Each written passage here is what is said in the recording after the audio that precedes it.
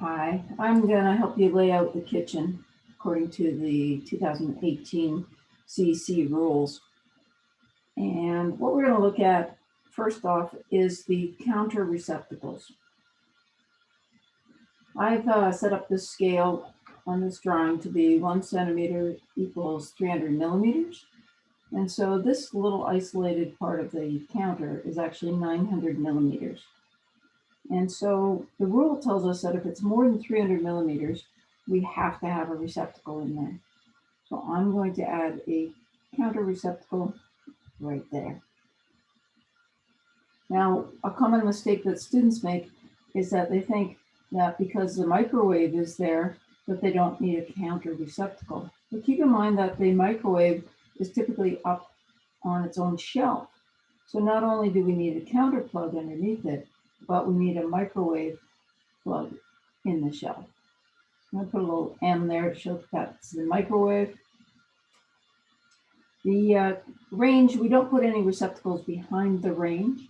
And so we start our measurement again from this edge of the range. And the rule said within 900 millimeters, any appliance needs to have access to a receptacle.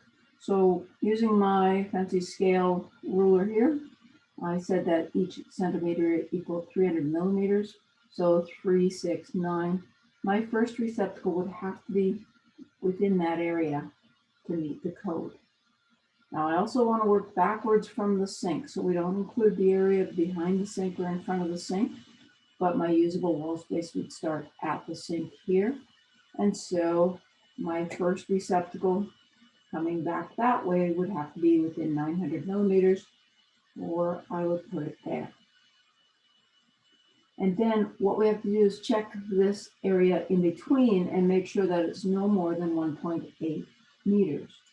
And so here I have, that's 900 meters, 12, 15. So my 1.8 meters is about there. And so we would have to add another receptacle in there to meet the code. And as long as it's about halfway, we're probably pretty safe, and it's convenient as well. So we would add another receptacle there.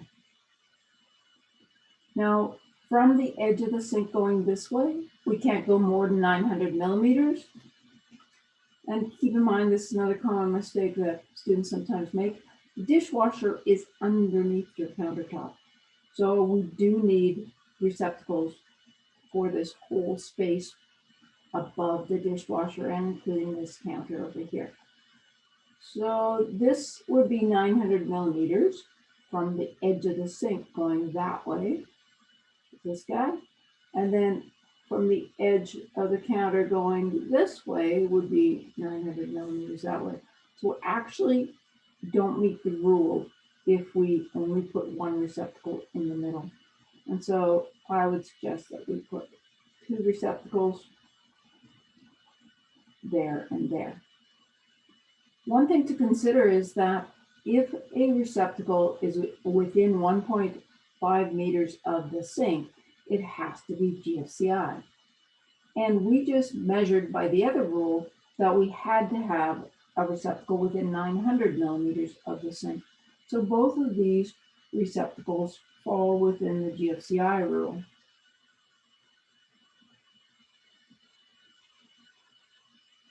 One other rule that we looked at previously was this island here. And if an island measures 300 millimeters by 600 millimeters or greater, it needs a receptacle.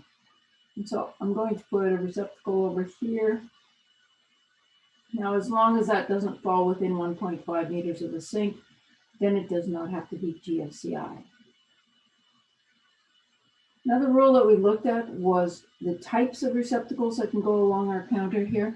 And we had 2 choices. We had 515Rs and 520Rs.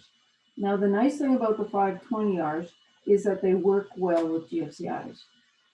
515Rs would have to be split receptacles, and they don't play well with the GFCI. So I'm going to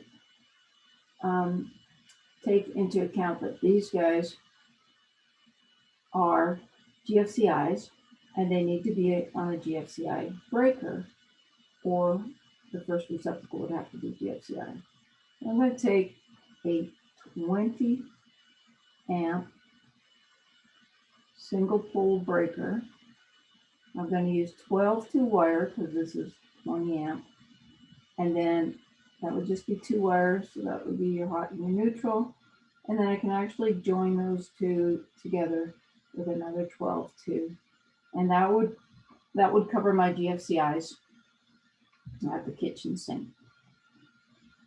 These other receptacles, I have a choice. I could either make them split receptacles if they're counter plugs, or use the 515Rs. I'm just going to put the 520R there, and that's a 520R there. Now the trick with split receptacles is that you can't have them adjacent. So for example, I couldn't have these two both on a split receptacles. It can't be side by side. And so we would have to jump over. So for example, I could have this one and this one as my split receptacles, or this one and this one as my split receptacles. So let's do that just so that you see what a split receptacle would look like. So I'm going to run a 14-3 here. 14-3.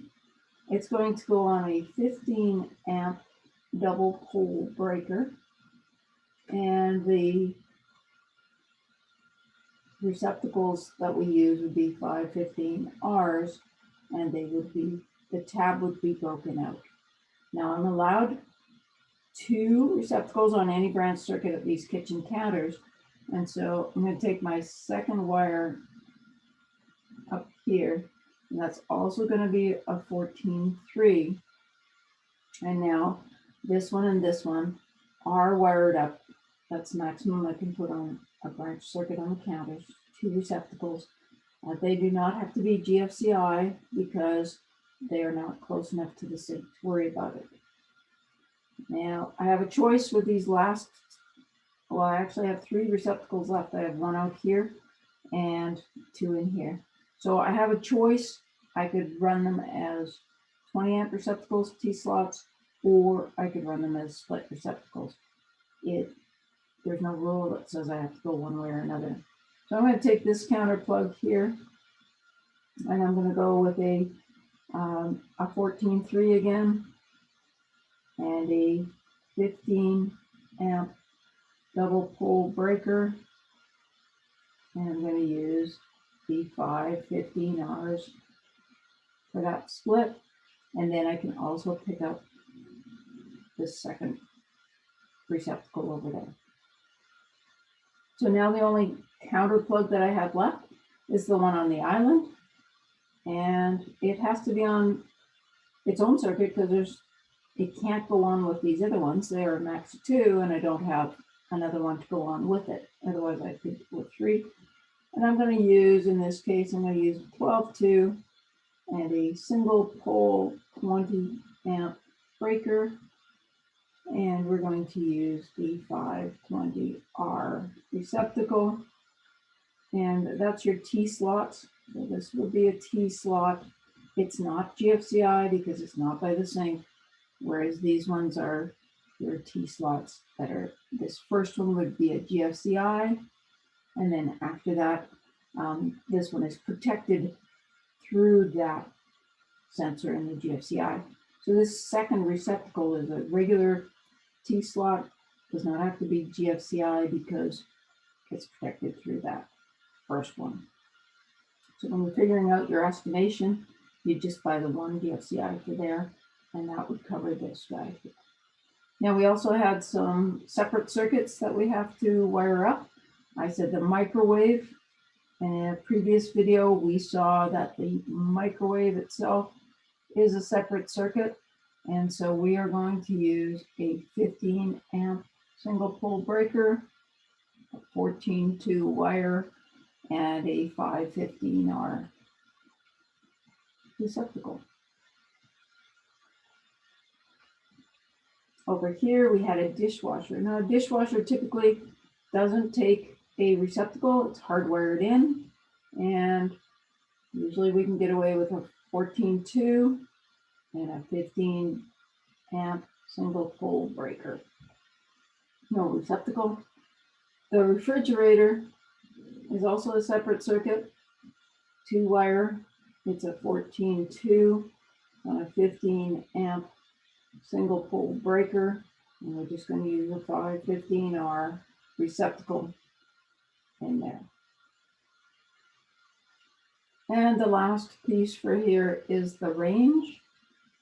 And the range is a heavier draw. We use an 8.3 and we use a double pole 40 amp receptacle, and the actual number of the receptacle is a 1450p. So the only other thing we have to figure out with these is which ones need to be AFCI and which ones need to be GFCI. There is an exemption so that our AFCIs, we do not have to AFCI the refrigerator or the counter plugs, but there's no exemption for the microwave. So I'm going to put an AFCI here for that microwave. And then tamper resistant receptacles, they all need to be tamper resistant receptacles unless they're located behind an appliance. So for example, this refrigerator does not need to be tamper resistant. It also does not need to be GFCI, and it's exempt from being AFCI. So going over here to the next one, these counter plugs must be tamper resistant. There's no exemption on the counter plugs. Put them as tamper resistant. The microwave is located behind something, so it does not have to be tamper resistant, but it did need to be AFCI. And then this counter plug needs to be tamper resistant, and this counter plug here has to be tamper resistant. And I think we've got her beat.